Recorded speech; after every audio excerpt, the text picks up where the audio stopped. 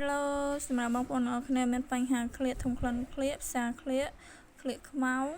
ឃ្លាកបាយស្វាបងប្អូនអាចប្រើប្រាស់ជាមួយនឹងផលិតផលនេះបានបងប្អូនណាម្សៅលាបឃ្លាក NG សវណ្ណនីឲ្យបងប្អូនណា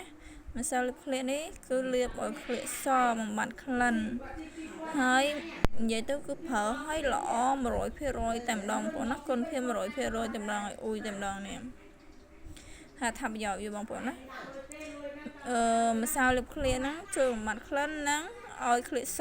100% មានដូចជាអត្ថប្រយោជន៍បំបត្តិក្លិនបំបត្តិសង្វារហើយ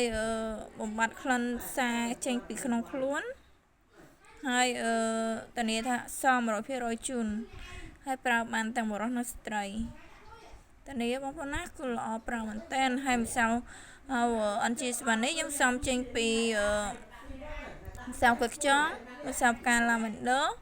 ហើយម្សៅទឹកដោះគោនិងសាច់ជូរត្រឹមតែ 15% ទេបងប្អូនធានាថាឃ្លាកសតែម្ដងបងប្អូនណាបងប្អូនឲ្យត្រូវការអាចខ្មងបានអ្នកនរគ្នាអរគុណច្រើន